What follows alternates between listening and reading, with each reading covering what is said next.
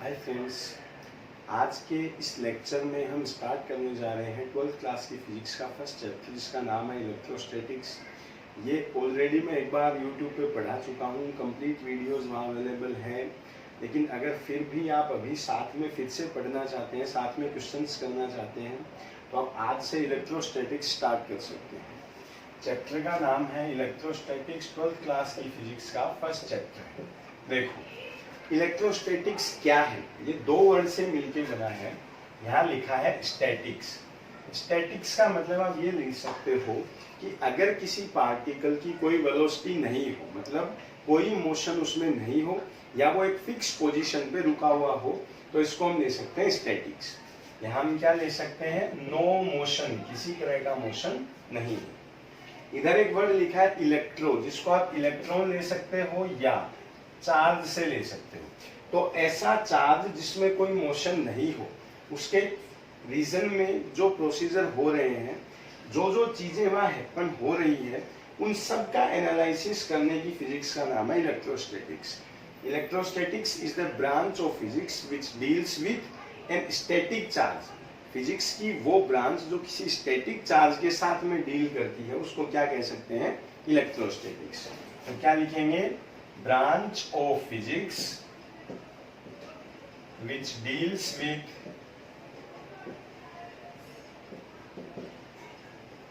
static charge।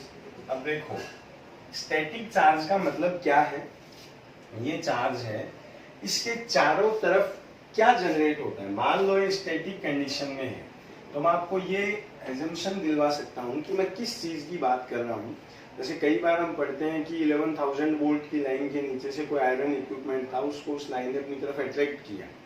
अब ये वो लाइन है, ये वो इक्विपमेंट है, यहाँ दिखता कुछ नहीं है, एवरीथिंग इज इनविजिबल, लेकिन ये अट्रैक्ट होके इसकी तरफ चला जाता है। जिस चीज के थ्रू ये इसको खींचता है, वहां एक एज्यूम की हुई लाइन्स है, जिसको हम इलेक्ट्रिक फील्ड, मैग्नेटिक फील्ड या कोई फील्ड मान सकते हैं। यहाँ कुछ है, उस चीज का एनालिसिस हम करने जा रहे हैं।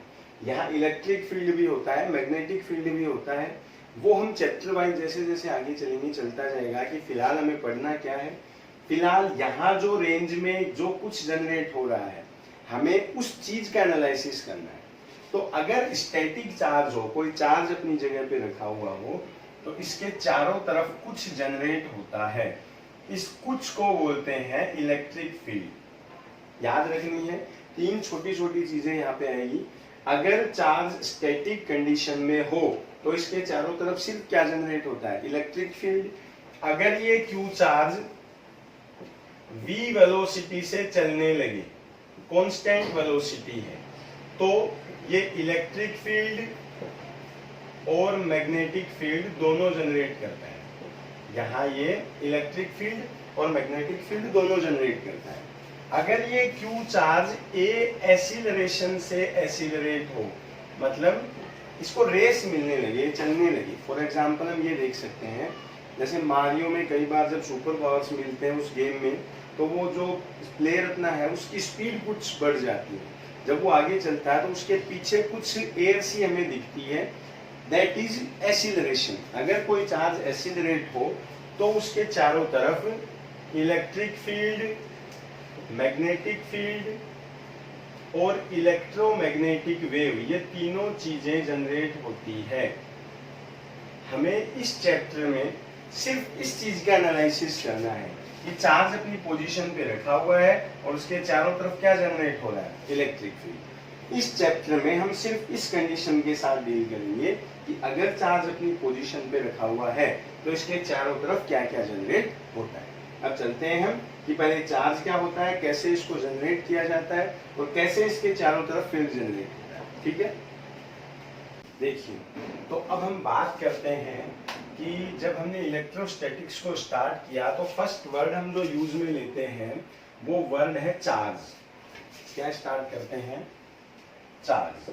देखो, चार्ज क्या है, पहले हम इसका फिजिकल सिग्निफिकेंस समझते हैं कि चार्ज क्या है।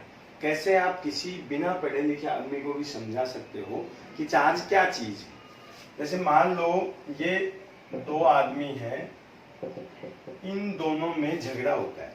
अब ये इसको 2-4 रख देता है। लेकिन दोस्त थे, लड़ाई होने के बाद कुछ देर बाद दोनों एक दूसरे के साथ वापस बैठे। यहां तक सिस्टम में चार्ज की एंट्री नहीं हुई है। अब इसका ये कोई दूसरा दोस्त आके इसको चार्ज देना स्टार्ट करता है कि बस हो गया, खा लिया, क्या तेरी क्या इज्जत रहेगी। अब जब ये इसको ऐसी बातें बोलने लगता है तो इसको गुस्सा आना स्टार्ट होता है और ये वापस इसके ऊपर अटैक करता है। तो चार्ज क्या है? जो आराम से बैठा हुआ आदमी था वो झगड़ा करने पे उतारू हो गया, या जो न्यूट्रल चीज थी जिसको अभी फिलहाल पहले इससे कोई लेना देना नहीं था वो गुस्से में आ चुका है। Charge is anything which makes active in neutral thing. Charge को डिफाइन किससे कर सकते हैं? Charge is anything which makes active a neutral thing. Charge हर वो चीज है, इसे इसको हटा दें, गलती से लिख दिया है। चार्ज हर वो चीज है जो न्यूट्रल बॉडी को एक्टिव कर देती है, उसे रीजन दे देती है एक्टिव होने का, वो चार्ज है। इसके बारे में सबसे पहले एक कुलाम नाम के साइंटिस्ट ने बताया, इसलिए चार्ज की जो एसआई यूनिट है वो कुलाम फिक्स कर दी है। ये पूरा कुलाम लिखा जाता है, यहाँ फिजिक्स में इसको बार बार सीबी से लिखा जाएगा। कुलाम, लास्ट में बी था, बी साइलेंट है, वैसे कुलाम है। तो चार्ज की एसआई यूनिट क्या लेते हैं? कुलाम लेते हैं। अब इसकी आगे की यूनिट के बारे में हम बाद में पढ़ेंगे, पहले हम ये पढ़ते हैं कि चार्ज को जनरेट कैसे किया जाता है, how to generate the charge. ठीक है, फर्स्ट प्रोसेस है how to generate the charge.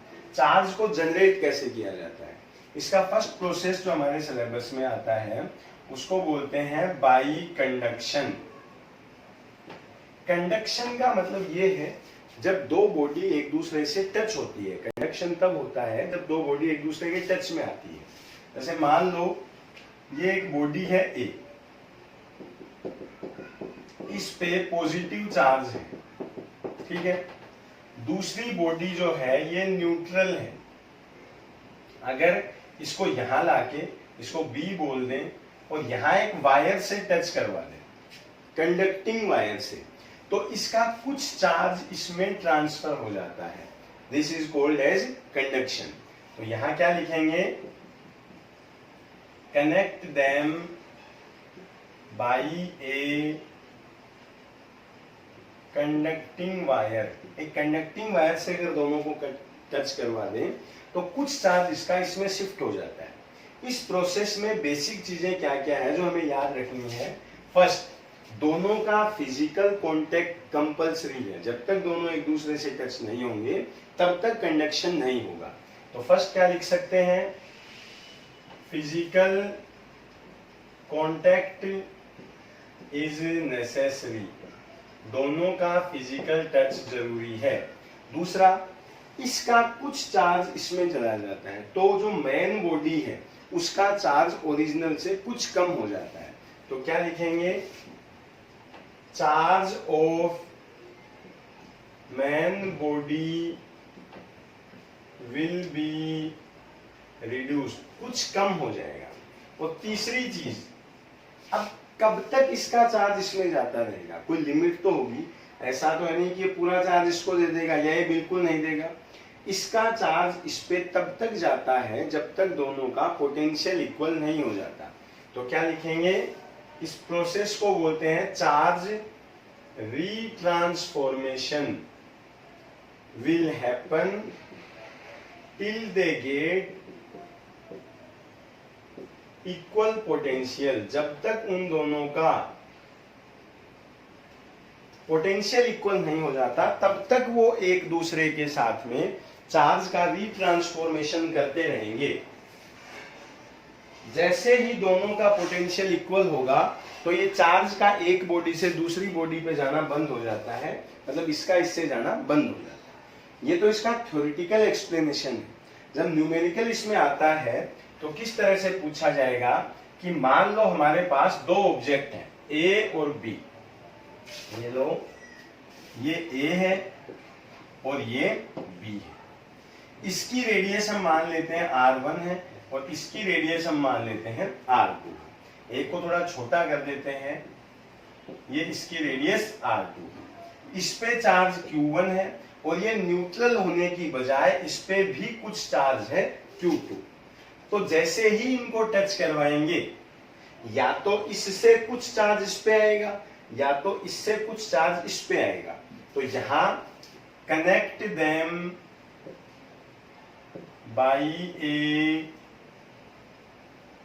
Conducting wire. जैसे ही दोनों को कंडक्टिंग वायर से कनेक्ट करते हैं तो यहां जो प्रोसेस होता है इसको बोलते हैं चार्ज रीट्रांसफॉर्मेशन।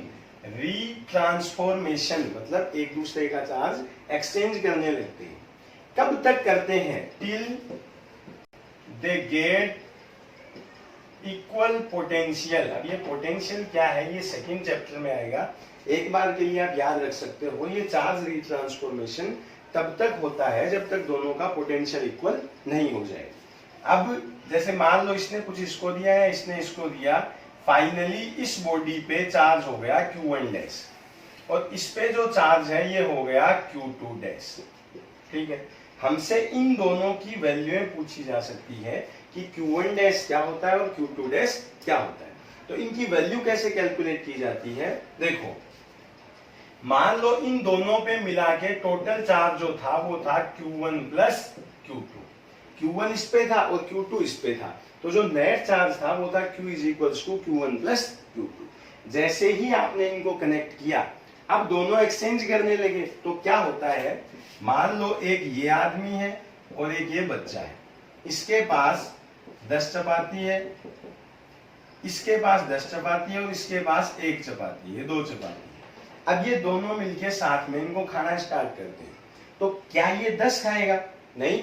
क्या ये सिर्फ 2 खाएगा? नहीं। जितना इसका खाने का पोटेंशियल है, जितना इसका स्टेमिना है ये खाएगा, जितना इसका है ये खाएगा। तो ये खाना किसके अकॉर्डिंग डिवाइड हो रहा है? साइज के अकॉर्डिंग। तो यहाँ भी जो चार्ज है वो साइज के अकॉर्डिंग डिस्ट्रीब्यूट होता है। इसका जो फाइनल चार्ज है Q1 डैश, ये दिया जाता है R1 upon R1 plus R2 into Q। R1 क्या है? फर्स्ट बॉडी की रेडियस है, R2 क्या है? सेकंड बॉडी की रेडियस है, और Q क्या है? दोनों का चार्ज है। यूं ही अगर Q2 डैश फाइंड आउट किया जाए सेकंड बॉडी का चार्ज, तो क्या कर देंगे? R2 upon R1 plus R2 into Q, ये आ जाएगा सेकंड बॉडी का चार्ज। अब मान लो इस पे हमसे क्वेश्चन पूछ लिया जाए, फॉर्मूले में आपके सामने रख देता हूं। अभी एक न्यूमेरिकल हम इसका ट्राई करते हैं कि कैसे हमसे न्यूमेरिकल पूछा जाएगा इस पे। मान लो 2 spherical body of 2 centimeter radius and 8 centimeter radius are having 30 coulomb and 10 coulomb charge. If they are connected by a conducting wire, then find final charge on each. देखो, अगर एक पे 30 गुलाम है, दूसरे पे 10 गुलाम है, तो टोटल चार्ज कितना था? 40 गुलाम था। तो पहले आप Q ऐड कर लेंगे, ये दे रखा है 40 गुलाम। अब Q1 डैश निकालेंगे तो R1 फर्स्ट ऑब्जेक्ट की रेडियस है 2, सेकंड की रेडियस है 8, तो 2 प्लस 8 इंटू टोटल चार्ज है 40, तो कितना आएगा? 2/10 इंटू 40, 0 से 0, इस पे आएगा 8 गुलाम। दूसरे पे कितना आएगा? Q2 डैश 8/2 प्लस 8 इंटू 40, तो ये आएगा 32। यहां से आप किसी भी ऑब्जेक्ट का फाइनल चार्ज फाइंड आउट कर सकते हैं। ये था चार्ज का वो प्रोसेस जिसमें चार्ज कंडक्शन के थ्रू एक बॉडी से दूसरी बॉडी पे कन्वे करवाया जाता है। ये तब तक होता है जब तक दोनों ऑब्जेक्ट का पोटेंशियल इक्वल नहीं हो जाए। ये था चार्ज क्रिएट करने का फर्स्ट प्रोसेस, जिसको हमने नाम दिया था कंडक्शन।